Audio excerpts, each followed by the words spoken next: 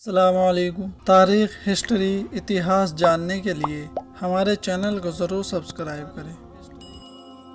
آج کے ٹائم میں فرضی عاملوں نے اپنی دکان چمکانے کے لیے جنات کے ہاتھوں پہنچنے والے نقصانات کی جھوٹی کہانیاں اور خوفناک قصے مشہور کر رکھے ہیں۔ اس کی بدولت وہ پریشان حال اور مجبور لوگوں سے بھاری رقم حاصل کرنے میں بھی کامیاب ہو جاتے ہیں۔ دراصل حقیقت یہ ہے کہ جنات بلا وجہ کسی کو تنگ نہیں کرتے۔ صرف 4 ایسی وجہ ہیں جن کی بنا پر جنات انسان کو پریشان یا نقصان پہنچانے کی کوشش کرتے ہیں۔ پہلی قسم ان لوگوں کی ہے جو اپنے عمل اور وظیفے کے ذریعے جنات کو اپنے قبضے میں کرنے کی کوشش کرتے ہیں۔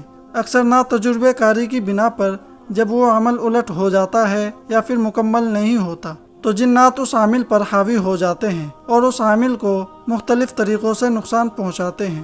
جنات کے سائے کے اثر کا شکار ہونے والوں کی دوسری قسم ان لوگوں کی ہے جن کے ہاتھوں غیر شعوری طور پر غلطی سے جنات کو نقصان پہنچ جاتا ہے اور اس شخص کو اس کی خبر بھی نہیں ہوتی، لیکن جنات انتقام پر اتر آتے ہیں اور مختلف طریقوں سے انسان کو تنگ کرتے ہیں۔ جنات کے سائے کی تیسری قسم میں عامل حضرات تعویذات یا اپنے عمل کے ذریعے کسی کو نقصان پہنچانے کے خاطر جنات کی ڈیوٹیاں لگا دیتے ہیں، تو جنات ہر طرح سے پریشان کرتے ہیں اور آسانی کے ساتھ پیچھا بھی نہیں چھوڑتے۔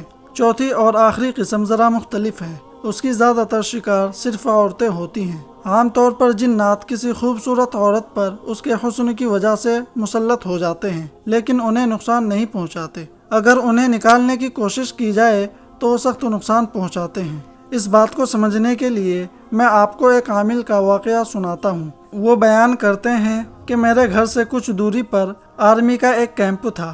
وہاں پر چونکہ آبادی کا کوئی نام و نشان نہ تھا، اس لیے بہت ہی کم لوگ اس راستے کو استعمال کرتے تھے۔ ایک دن میں اپنے گھر کے نیچے بیٹھا ہوا تھا کہ ایک لڑکا جس کی عمر تقریباً 14 سال تھی زمین پر بے ہوشی کی حالت میں گرا ہوا تھا اور تھر تھر کانپ رہا تھا۔ اس کی ماں اس کے قریب بیٹھی رو رہی تھی اور اسے سمجھ نہیں آ رہی تھی کہ کیا کرے۔ بہت سے لوگ تماشا دیکھنے کے لیے آس پاس جمع ہو گئے۔ کوئی اسے جوتا سنگھا رہا تھا، شاید اسے مرغی کا دورہ پڑ گیا ہو۔ ہر شخص اپنی سمجھ کے مطابق مشورے دے رہا تھا۔ میں نے اپنے عمل کے ذریعے وہ منظر دیکھ لیا جو وہاں موجود عام لوگوں کی نظر سے چھپا ہوا تھا۔ ایک سکھ جن نے اس لڑکے کو دائیں ہاتھ کے انگوٹھے سے پکڑ رکھا تھا۔ اس اچانک تکلیف کی وجہ سے لڑکا تڑپ کر بے ہوش ہو گیا تھا۔ اسی دوران قریبی اسکول میں چھٹی ہو گئی اور تماشا دیکھنے والوں کی تعداد بڑھ گئی۔ میں نے تمام لوگوں کو سمجھا کر اس لڑکے سے 10-10 فٹ دور کر دیا۔ اس کے بعد میں اس سکھ جن سے مخاطب ہوا اور کہا کہ اس چھوٹے سے بچے کا کیا قصور ہے، اس کو چھوڑ دو۔ تو وہ کہنے لگا کہ میں یہاں درخت کے نیچے بیٹھے کھانا کھا رہا تھا تو اس لڑکے نے اس میں پیشاب کر دیا، اسی لیے میں اس کو سزا دے رہا ہوں۔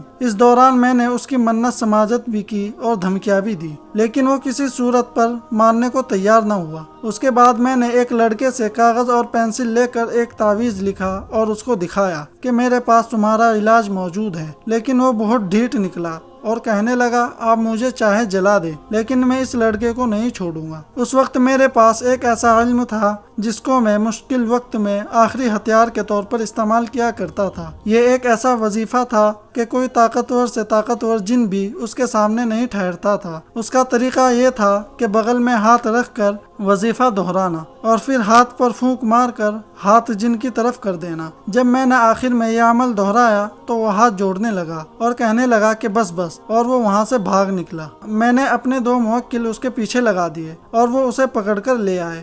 پھر اس نے معافیا مانگی اور منتیں کرنے لگا۔ پہلے وہ اس جگہ کو چھوڑنے کو تیار نہیں تھا اور اب اس نے اپنی جگہ تبدیل کرنے کی حامی بھر لی اور آئندہ کسی کو تنگ نہ کرنے کا وعدہ بھی کیا۔ اس تمام منظر کو وہاں پر موجود بہت بڑے ہجوم نے دیکھا۔ اس کے بعد لڑکے کو ہوش آ گیا اور میں نے اس کو ایک تعویذ لکھ کر دے دیا اور کہا کہ اسے اپنے گلے میں لٹکا لینا، آئندہ کبھی بھی کوئی جن تمہارے قریب نہیں آئے گا۔